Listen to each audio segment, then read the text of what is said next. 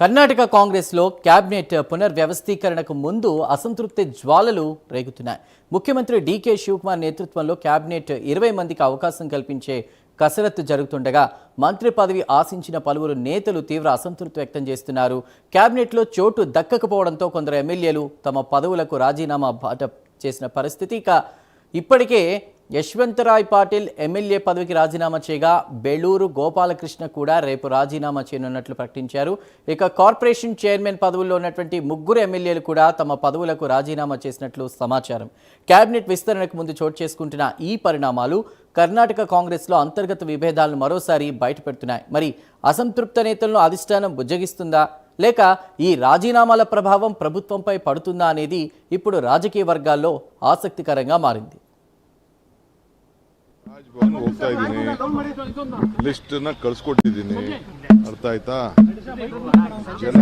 ಜಾಸ್ತಿ ಜನ ಶಾಸಕರಿದ್ದಾರೆ, ಎಲ್ಲ ಬಹಳ ಜನ ಹರಿದ್ದಾರೆ. ನಾನು ಇಲ್ಲ ಅಂತ ಹೇಳುದಿಲ್ಲ. ಪಕ್ಷ ಕೆಲವು ಸಂದರ್ಭದಲ್ಲಿ ತೀರ್ಮಾನ ಮಾಡ್ತಾರೆ. ಈಗ ನನ್ನನ್ನು ಕೂಡ 2004ರಲ್ಲಿ ಮಂತ್ರಿಗಿರಿ ನನ್ನೇ ತಗೊಳ್ಳಿಲ್ಲ. ಸಿದ್ದರಾಮಯ್ಯನವರ ಸರ್ಕಾರದಲ್ಲೂ ನನ್ನ ಸ್ಟಾರ್ಟಿಂಗ್ ಅಲ್ಲಿ ತೆಗೆದುಕೊಂಡಿರ್ಲಿಲ್ಲ.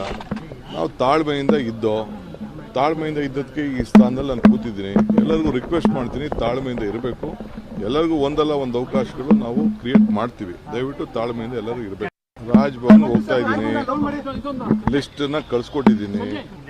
ಕಾನೂನಿನ ಮೂಲಕ ಸ್ಥಾಪಿತವಾದ ಭಾರತದ ಸಂವಿಧಾನದ ವಿಷಯದಲ್ಲಿ ನಿಜವಾದ ಶ್ರದ್ಧೆ ಮತ್ತು ನಿಷ್ಠೆಯನ್ನು ಹೊಂದಿರುತ್ತೇನೆಂದು ನಾನು ಭಾರತದ ಸಾರ್ವಭೌಮತ್ವವನ್ನು ಮತ್ತು ಅಖಂಡತೆಯನ್ನು ಎತ್ತಿ ಹಿಡಿಯುತ್ತೇನೆಂದು ಮತ್ತು ಕರ್ನಾಟಕ ರಾಜ್ಯದ ಮಂತ್ರಿಯಾಗಿ ನನ್ನ ಕರ್ತವ್ಯಗಳನ್ನು ಶ್ರದ್ಧಾಪೂರ್ವಕವಾಗಿ ಹಾಗೂ ಅಂತಃಕರಣ ಪೂರ್ವಕವಾಗಿ ನಿರ್ವಹಿಸುತ್ತೇನೆಂದು ಭಯ ಅಥವಾ ಪಕ್ಷಪಾತವಿಲ್ಲದೆ, ರಾಗದ್ವೇಷವಿಲ್ಲದೆ ಎಲ್ಲ ಬಗೆಯ ಜನರಿಗೆ ಸಂವಿಧಾನಕ್ಕೆ ಮತ್ತು ಕಾನೂನಿಗೆ ಅನುಸಾರವಾಗಿ ನ್ಯಾಯವಾದುದನ್ನೇ ಮಾಡುತ್ತೇನೆಂದು ದೇವರ ಹೆಸರಿನಲ್ಲಿ ಪ್ರಮಾಣ ಮಾಡುತ್ತೇನೆ. ಶ್ರದ್ಧಾಪೂರ್ವಕವಾಗಿ ಪ್ರತಿಜ್ಞೆ ಮಾಡುತ್ತೇನೆ. ನಾನು ಡಾಕ್ಟರ್ ಅಜಯ್ ಧರಮ್ ಸಿಂಗ್ ಎಂಬ ಹೆಸರನ್ನು ನಾನು ಕರ್ನಾಟಕ ರಾಜ್ಯ ಮಂತ್ರಿಯಾಗಿ ನನ್ನ ಪರ್ಯಾಲೋಚನೆಗೆ ತರಲಾಗುವ ಅಥವಾ ನನಗೆ ತಿಳಿದು ಬರುವ ಯಾವುದೇ ವಿಷಯವನ್ನು ರಾಜ್ಯದ ಮಂತ್ರಿಯಾಗಿ ನನ್ನ ಕರ್ತವ್ಯಗಳ ಯುಕ್ತ ನಿರ್ವಹಣೆಗೆ ಅಗತ್ಯವಾಗಬಹುದಾದ ಸಂದರ್ಭದಲ್ಲದೆ ಅನ್ಯಥಾ ಯಾರೇ ವ್ಯಕ್ತಿಗೆ ಅಥವಾ ವ್ಯಕ್ತಿಗಳಿಗೆ ಪ್ರತ್ಯಕ್ಷವಾಗಿ ಅಥವಾ ಪರೋಕ್ಷವಾಗಿ ತಿಳಿಸುವುದಿಲ್ಲ ಅಥವಾ ಬಹಿರಂಗಪಡಿಸುವುದಿಲ್ಲ ಎಂದು ದೇವರ ಹೆಸರಿನಲ್ಲಿ ಪ್ರಮಾಣ ಮಾಡುತ್ತೇನೆ. ಶ್ರದ್ಧಾಪೂರ್ವಕವಾಗಿ ಪ್ರತಿಜ್ಞೆ ಮಾಡುತ್ತೇನೆ.